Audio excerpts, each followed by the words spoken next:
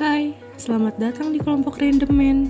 Perkenalkan, kami mahasiswa dan mahasiswi dari Perbanas Institut Jakarta dan Universitas Lancang Kuning Pekanbaru Riau. Pada kesempatan kali ini, kami akan menjelaskan secara singkat mengenai PSAK 19 tentang aset tak berwujud. Pada video ini, kami akan membahas sedikit tentang ruang lingkup, pengertian aset tak berwujud, pengakuan, dan pengukuran, serta pengukuran setelah pengakuan. Oke, yang pertama ada ruang lingkup PSAK 19. Yang dikecualikan dari penerapan PSAK 19 yaitu aset tidak berwujud yang diatur standar lain seperti PSAK 22 yang membahas tentang goodwill. Lalu aset keuangan seperti PSAK 50 yang membahas instrumen keuangan dan hak penambangan seperti yang dibahas di PSAK 29 yaitu akuntansi minyak dan gas bumi dan sumber daya lain yang tidak dapat diperbarui. Kemudian pengertian aset tak berwujud. Aset tak berwujud adalah aset non-moneter teridentifikasi tanpa wujud fisik. Lalu, apa sih pengertian dari aset moneter dan non-moneter? Aset moneter adalah kas yang dimiliki dan aset yang akan diterima dalam bentuk kas yang jumlahnya pasti atau dapat ditentukan.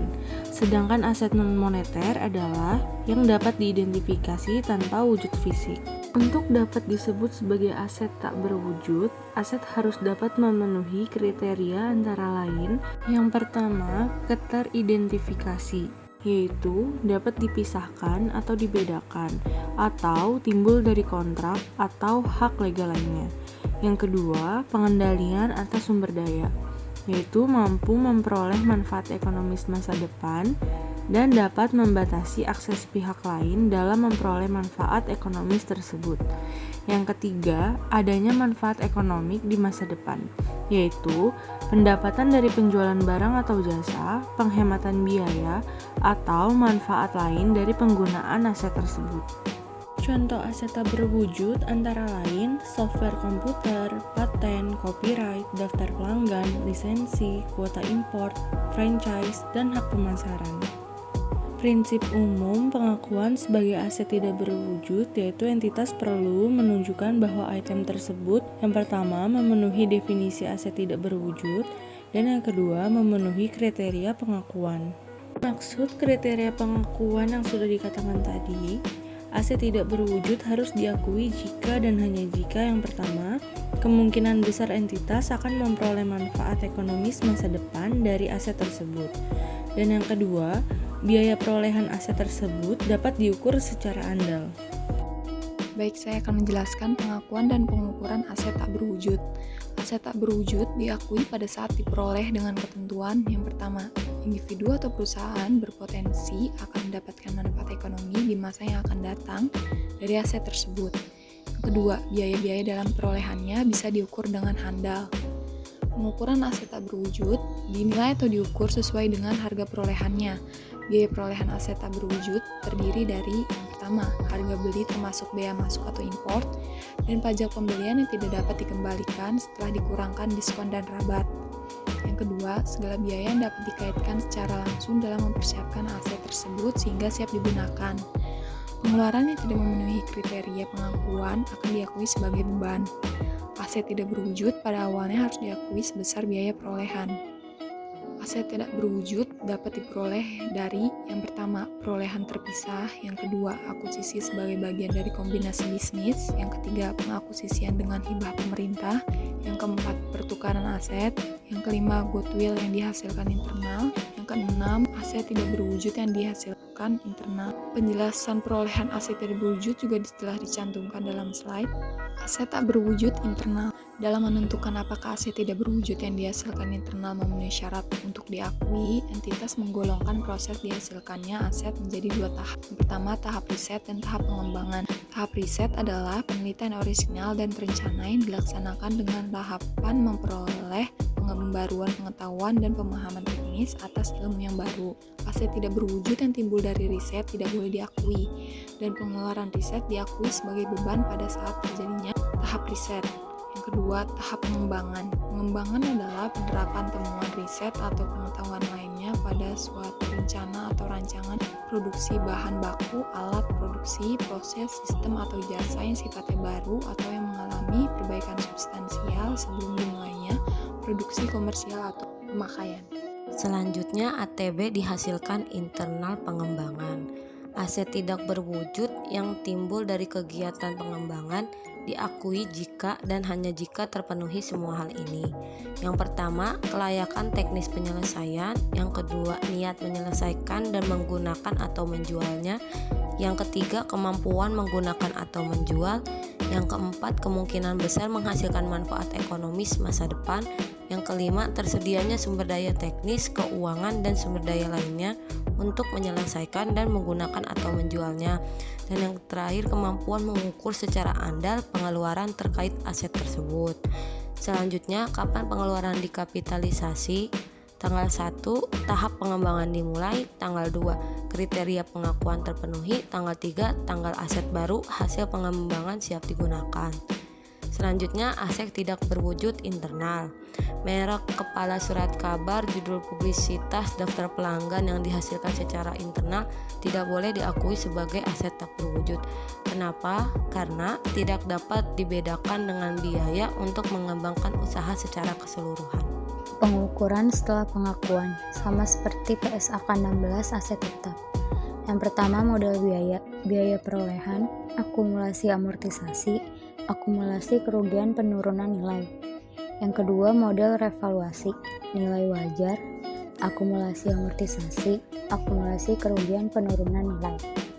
Masa manfaat, pengukuran setelah pengakuan awal aset tak berwujud didasarkan pada usia manfaatnya.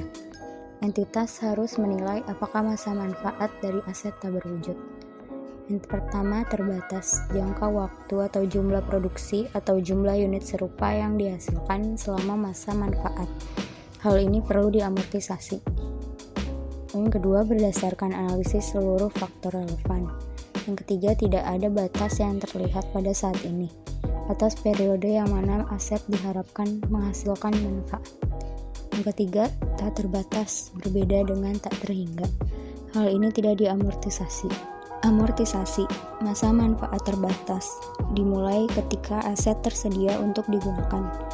Dihentikan pada waktu yang lebih dulu antara ketika aset digolongkan sebagai tersedia untuk dijual dalam PSAK 58 atau tinggal ketika aset dihentikan pengakuannya. Metode harus menggambarkan pola konsumsi atas manfaat aset. Amortisasi, jurnalnya yaitu beban amortisasi pada aset atau akumulasi amortisasi. Selanjutnya ada nilai residu. Nilai residu direview setiap akhir periode dan perubahan nilai residu diperhitungkan sebagai perubahan estimasi akuntansi dalam PSAK 25. Dalam masa manfaat terbatas, ada namanya tidak diamortisasi, improvement setiap tahun, dan kapanpun bila ada indikasi penurunan nilai. Yang pertama, masa manfaat ditelaah setiap akhir periode. Yang kedua, masa manfaat tak terbatas dan suatu ketika bisa berubah jadi terbatas. Contoh, perubahan estimasi dan indikasi penurunan nilai. Di sini saya akan menjelaskan rugi penurunan nilai. Rugi penurunan nilai sama dengan nilai tercatat dikurang nilai terpulihkan. Nilai terpulihkan sama dengan mana yang lebih besar antara nilai wajar setelah dikurangi ongkos menjual dengan nilai kini arus kas masa depan aset. Dalam PSAK 19, aset tidak berwujud dihentikan pengakuannya ketika yang pertama itu dalam proses pelepasan.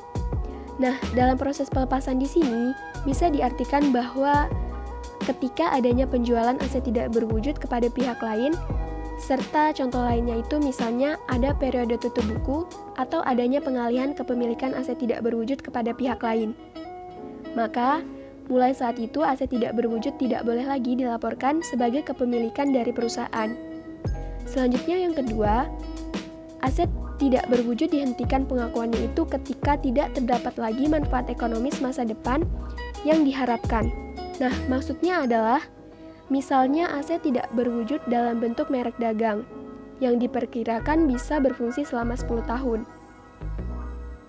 Ketika sudah lewat dari 10 tahun, maka merek dagang tersebut tidak dapat lagi diakui sebagai aset tidak berwujud. karena sudah tidak memiliki umur ekonomis atau manfaat ekonomis masa depan yang diharapkan perusahaan. Catatannya adalah bahwa keuntungan atau kerugian itu diakui di laporan laba rugi. Lalu ada pengungkapan. Pengungkapan di sini adalah mempublikasikan aset tidak berwujud dalam laporan keuangan. Untuk pengungkapan umum, yang pertama, aset yang dihasilkan internal dengan yang lainnya. Yang kedua, masa manfaat terbatas atau tak terbatas. Yang ketiga, metode amortisasi. Keempat, jumlah tercatat bruto dan akumulasi amortisasi dengan akumulasi penurunan nilai pada awal dan akhir periode. Yang kelima, unsur-unsur dalam laporan pendapatan komprehensif. Dan yang terakhir, penambahan, penurunan, kerugian penurunan nilai, amortisasi yang diakui, perubahan lainnya pada jumlah tercatat selama periode yang berlangsung. Untuk aset tak berwujud tak terbatas, itu ada dua. Yang pertama, harus dijelaskan atau harus dirinci jumlah tercatatnya. Lalu yang kedua, ada alasan yang mendukung mengapa aset tidak berwujud tersebut disebut sebagai aset tak berwujud yang masa manfaatnya tidak terbatas. Kemudian untuk yang menggunakan model revaluasi, maka harus disebutkan juga mulai kapan atau sejak kapan tanggal efektif mulai dilakukannya revaluasi. Kemudian jumlah tercatat yang direvaluasi. Jumlah tercatat yang diakui apabila diukur dengan metode biaya, jumlah surplus revaluasi awal dan akhir periode, serta metode dan asumsi dalam mengestimasi nilai wajar aset. Dan yang terakhir, nilai keseluruhan biaya riset dan pengembangan yang diakui sebagai biaya selama periode. Perbedaan dengan PSAK 19 Revisi 2000. 1. Masa manfaat. 2. Ketentuan tentang masa manfaat tak terbatas. 3. Model biaya dan model revaluasi. 4. Akuisisi aset tak berwujud dalam kombinasi bisnis. 5. Akuisisi melalui hibah perintah. ISAK nomor 14 Biaya situs web. 1. Secara umum biaya untuk pengembangan situs web tidak dapat diakui sebagai aset tak berwujud. 2. Dapat diakui apabila memenuhi persyaratan pengakuan pengembangan yang diisyaratkan PSAK 19. 3. Terutama kriteria mengenai kemampuan situs web menghasilkan manfaat ekonomis di masa depan. Contoh soalnya seperti PT ABC memperoleh sebuah merek seharga 300 juta. Diestimasikan merek ini akan menghasilkan arus kas selama 15 tahun ke depan. Merek ini diamortasi selama 15 tahun, metode garis lurus. Pada akhir tahun ke-5, PT XYZ membeli merek ini seharga 250 juta. Buatlah jurnal untuk mengakui transaksi ini. Amortasi per tahun sama dengan 300 juta per 15 tahun sama dengan 20 juta. Nilai tercatat aset sama dengan 300 juta dikurang 20 juta dikali 5 tahun sama dengan 200 juta. Selisih harga jual dan nilai tercatat diakui sebagai keuntungan di laba rugi. Di RKAS 250 juta, dari akumulasi amortasi 100 juta, CR aset 300 juta, CR keuntungan 50 juta. Baiklah, selanjutnya saya akan menunjukkan slide selanjutnya yaitu review.